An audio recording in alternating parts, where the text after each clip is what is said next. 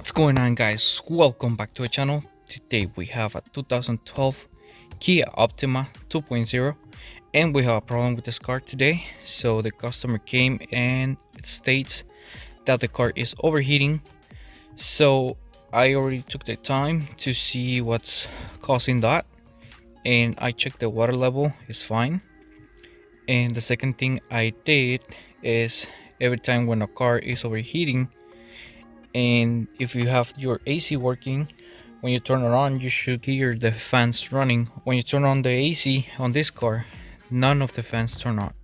So we're gonna go ahead and check the fans directly to see if they work, and that's always where you have to start in the source of the problem. Check always first the main component that makes the car well, it depends on the car, but yeah, let's go and check the fans. Alright, so before checking the fans, we have to see what circuit we're gonna be working on. So this is the 2012 Optima 2.0, and we see here we have a fuse for this relay. This is the low fan relay, and it has a high relay fan as well. So it has two fuses for two speeds. This one 40 amp and also the 60 amp, and obviously the relay for low speed and the relay for high speed. So if we scroll down, we can see here the fan, and this is something interesting because it has a resistance right here. So we're gonna expect something between the connection and the fan. So I'm gonna take you over there and I'll show you what's going on. Alright, so as you can see here we have the fuse box, and I'm gonna show you where those fuses are located. So we see here coolant fan high 60 amps and coolant fan low 40 amps. Alright, if we take that, we can see here that this whole section belongs to this thing right here. So if you can see, you have all the big fuses right here. So as you can see, looks like they are good, and the coolant fan low is gonna be 1 2 3, the third one. So that looks good as well. And but before checking that, always we're gonna go to the main connection of the fan. So this is the resistance I was talking to you about, is between the connection for the that comes from the main fuse, and this connection goes to the fan. So we're gonna disconnect first the fan and we're gonna check if it works.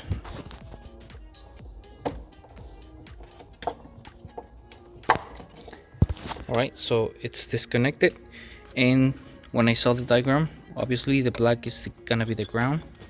So I have this test power probe.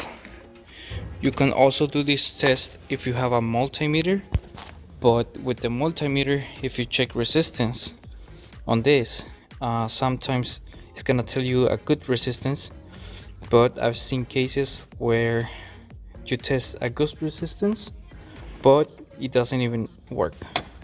So it's better to always actuate it with this so we can get an accurate response. Alright, so what I did right now, I put the fan to ground and I'm gonna try and actuate it and see if it works. Okay, that means we have continuity, so let's see if it works. Okay, I'm gonna actuate it right now,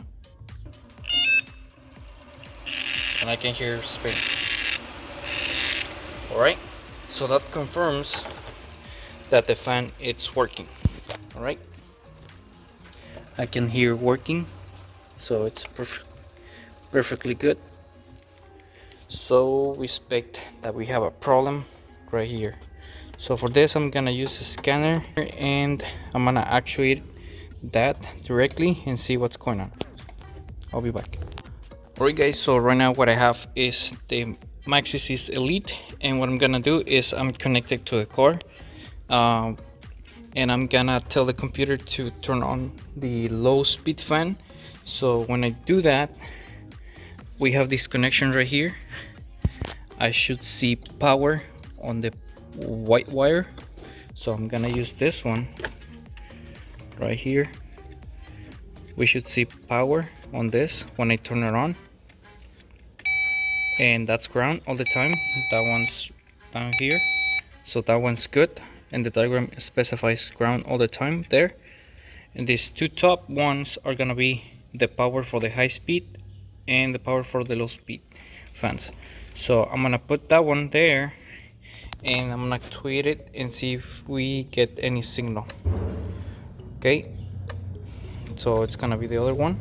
I can hear the relay working, so let's just turn it on again. Okay, so that's the low speed fan. Now I'm gonna select the high speed one, and going to select the other one, so that should be the high speed. Gonna actuate,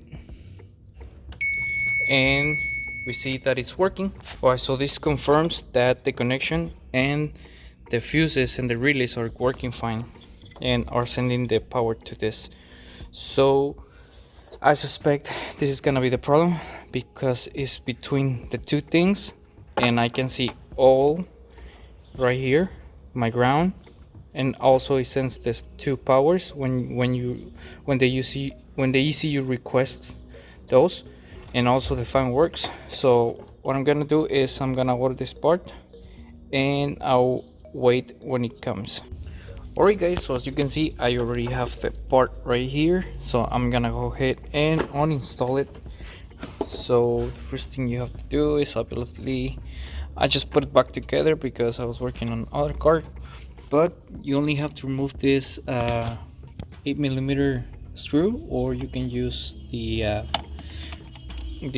screwdriver as well. So I'm just gonna remove it and put this new one in, and we're gonna test and see if it works. Alright, so it's really simple. So once that it's removed, you just put this bad boy in and put it like that. You have to align it with those notches. Now just take your screw and don't let it fall like I did in a while. And now just put back in. Okay, that was good. Plug back the connection. Make sure it's all the way in. Make sure it's not going out. Alright, so that's good. It's tight. And now I'm gonna use the scanner and actuate this. Make sure it's working. Alright, so let me just get the scanner, which is right here. And I'm gonna do is open the switch, and we're gonna use the scanner, and I'll select active functions. We're gonna check the low speed first. Let's see if it's gonna turn. And it's working. Boom. Alright. Now I'm gonna select the high speed.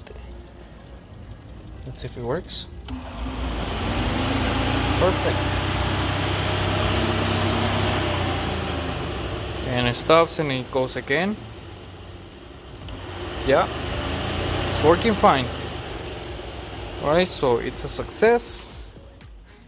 Alright, so this is pretty much how you fix the overheating problem on this 2012 Kia Optima 2.0 turbocharged. And I hope you liked the video and the information, guys. Please, if you haven't subscribed to the channel, hit the like button, comment down below, and I'll see you on the next episode. JB Fix out.